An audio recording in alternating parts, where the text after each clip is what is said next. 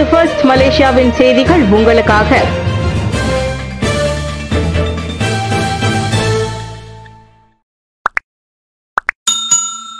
தீ விபத்திற்கு நிலத்தை தோண்டியது காரணமா? விசாரணை மேற்கொள்ளப்படும். புத்ரா ஹைட்ஸில் உள்ள எரிவாயு குழாயில் ஏற்பட்ட மோசமான தீ விபத்தில் நிலத்தை தோண்டியது காரணமாக இருக்கலாம் என்று சந்தேகிக்கப்படுகிறது. இந்நிலையில் இதன் உண்மை நிலவரத்தை கண்டறிய சற்று கால அவகாசம் தேவைப்படும் என்று தீயணைப்பு மற்றும் மீட்புத்துறை தலைமை இயக்குநர் டாக்டர் நூர்ஹிஷாம் முகமது தெரிவித்தார். இதன் தொடர்பில் அரசு மலேசிய போலீஸ் படை PDRM தலைமையில் முழுமையான விசாரணை மேற்கொள்ளப்படவிருப்பதாக அவர் கூறினார். அறிக்கை வெளியிட இது விரைவு என்று நான் நினைக்கிறேன்.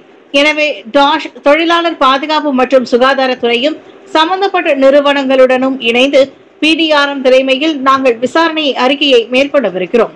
எனவே விசாரணை நிறைவடைந்தால்தான் வெளியிட முடியும் என்றார் அவர். மியான்மர் நிலநடுக்கம் மருத்துவ சேவை வழங்குவதில் சிரமம். கடுமையான நிலநடுக்கத்தால் மியான்மரில் உள்ள பல மருத்துவமனைகளும் சேதமுற்றிருப்பதாக உலக சுகாதார நிறுவனம் தெரிவித்திருக்கிறது. உயிரிழப்பவர்களின் எண்ணிக்கையும் அதிகரித்து வருவதால் மருத்துவ சேவை வழங்குவதில் சிரமம் ஏற்பட்டிருப்பதாக அந்நிறுவனம் கூறியுள்ளது. தற்போது வரை 3 மருத்துவமனைகள் முழுமையாக செயல்படவில்லை. மேலும் சேதமடைந்த 22 மருத்துவமனைகளில் நிலநடுக்கத்தால் பாதிக்கப்பட்டவர்களுக்கு மருத்துவ சேவை வழங்கப்பட்டு வருவதாக WHO குறிப்பிட்டது. மேலும் மியான்மரில் ராணுவ ஆட்சி நிலவுவதால் அந்நாட்டிற்கு வழங்கி வந்த உதவிகளை சில நாடுகள் முன்னதாக நிறுத்தி கொண்டன.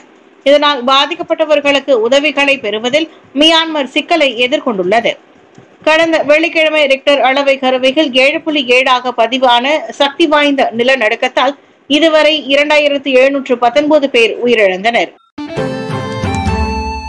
எரிவாயு குழாய் வெடிப்பு, மின்சார விநியோகம் வழக்க நிலைக்கு திரும்பியது. சுபாங் ஜயாவில் எரிவாயு குழாய் வெடித்ததை தொடர்ந்து அதன் சுற்று வட்டாரத்தில் தடை செய்யப்பட்ட மின்சார விநியோகம் மீண்டும் வழக்க நிலைக்கு திரும்பியது. நேற்று காலை தொடங்கி நிலைமை கண்காணிக்கப்பட்டு வருவதாகவும் நிலைமை பாதுகாப்பானது என்று அதிகாரிகளால் உறுதி செய்யப்பட்டவுடன் விநியோக மறுசீரமைப்பு பணிகள் மேற்கொள்ளப்படும் எனவும் தெனாகா நேஷனல் நிறுவனம் TNB தெரிவித்திருக்கிறது. மறுசீரமைப்பு செயல்முறை முழுவதும் ஒத்துழைத்த அனைத்து வாடிக்கையாளர்களுக்கும் முகநூலில் பதிவிட்ட அறிக்கை ஒன்றின்படி TNB தனது நன்றியை தெரிவித்துக் கொண்டது. அண்மைய நிலவரங்களை தொடர்ந்து கண்காணித்து அவ்வப்போது புதுப்பிக்கப்பட்ட தகவல்கள் வழங்கப்படும் என்று TNB தெரிவித்துள்ளது.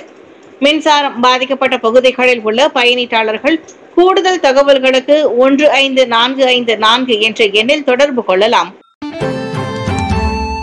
தீ விபத்தில் உயிரிழப்பு சம்பவங்கள் பதிவாகவில்லை. தீ விபத்தில் உயிரிழப்பு சம்பவங்கள் ஏதும் பதிவு செய்யப்படவில்லை என்று சுகாதார அமைச்சு உறுதிப்படுத்தியுள்ளது. மருத்துவமனைகளில் சிகிச்சை பெற்ற 145 பேரில் 41 பேர் வீடு திரும்பி இருப்பதாக அதன் அமைச்சர் டாக்டர் ஜுல்கிஃப்லி அகமது தெரிவித்தார். சிகிச்சை பெறுபவர்கள் சீரான நிலையில் இருப்பதாகவும் யாரும் தீவிர சிகிச்சை பிரிவில் அனுமதிக்கப்படவில்லை என்றும் செடாங் மருத்துவமனையில் அனுமதிக்கப்பட்டவர்களை பார்வையிட்ட பின்னர் டாக்டர் ஜுல்கிஃப்லி தெரிவித்தார். புத்ரஜயா மருத்துவமனையில் 13 பேரும், செடாங் சுல்தான் இட்ரிஷா மருத்துவமனையில் 28 பேரும், சைபர் ஜயா மருத்துவமனையில் 24 பேரும், அம்பங் மருத்துவமனையில் 2 அனுமதிக்கப்பட்டனர். மேலும் 37 தனியார் மருத்துவமனையில் அனுமதிக்கப்பட்டுள்ளனர்.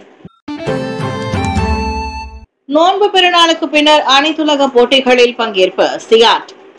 நோன்பு பெருநாள் கொண்டாட்டத்திற்கு பின்னர் அனைத்துலக அளவிலான 4 முக்கிய போட்டிகளில் பங்கேற்க உள்ளதால் அதில் கவனம் செலுத்தவிருப்பதாக தேசிய பாரா குண்டு எறிதல் வீரர் சியாத் முகமது கெல்ஃபி தெரிவித்திருக்கிறார். இந்த 4 போட்டிகளிலும் சிறந்த அடைவு நிலையை வெளிப்படுத்த இலக்கு கொண்டுள்ள அவர் ரமலான் மாதத்தில் கடும் பயிற்சியில் ஈடுபட்டார்.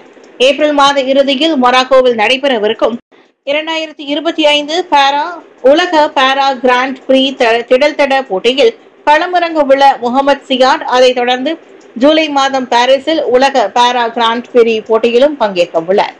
இவ்வாண்டு நோன்பு பெருநாள் கொண்டாட்டம் குறித்து பேசிய சியாட், மொராக்கோ போட்டி நெருங்கி வருவதால் தமது உணவு முறையில் கவனமாக இருப்பதாக கூறினார். நான் சாப்பிடுகிறேன், ஆனால் அதிகம் அல்ல. உணவுகளுக்காக இயங்குகிறேன் என யாரும் தவறாக நினைத்துவிடக் கூடாது. நான் எனக்கான முதன்மை உணவுகளை சாப்பிடுகிறேன். வீட்டிற்கு செல்லும் போது லெமாங் அல்லது ரெண்டாங் போன்ற உணவுகளை பரிமாறும் போது சாப்பிடுவேன். விட்டுவிட்டால் அவற்றை உண்ணாமல் சென்று விட்டோமே என்று தூக்கத்தில் நினைக்க தோன்றும். ஆக நான் சாப்பிடுவேன், ஆனால் குறைவான அளவில் என்று அவர் தெரிவித்தார். தீ விபத்தில் வீடுகளை இழந்தவர்களுக்கு நிதி உதவி. புத்ரா ஹைட்ஸில் நிகழ்ந்த தீ விபத்தில் மோசமாக சேதமடைந்த வீடுகளின் உரிமையாளர்களுக்கு 5000 ரிங்கிட் உடனடி உதவி நிதி வழங்கப்படுவதாக பிரதமர் அறிவித்தார். அதோடு மிகப்பெரிய அளவில் சேதமடையாத வீட்டின் உரிமையாளர்களுக்கு 2500 ரிங்கிட் நிதி உதவியையும் அவர் அறிவித்தார்.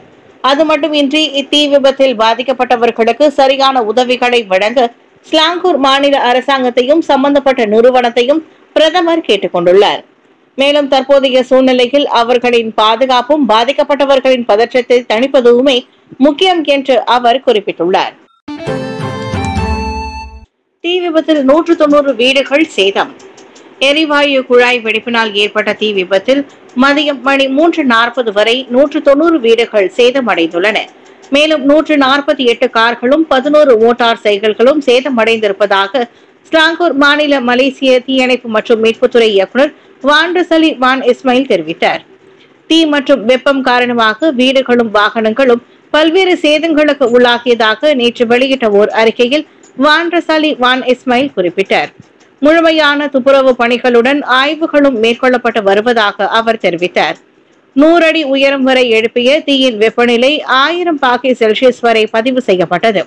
வீட்டின் ஜன்னல்கள், கதவுகள் மற்றும் தரைத்தளம் ஆகியவையும் தீயில் பாதிக்கப்பட்ட நிலையில் சில வீடுகளின் கூரைகள் தீக்கிரையாகின.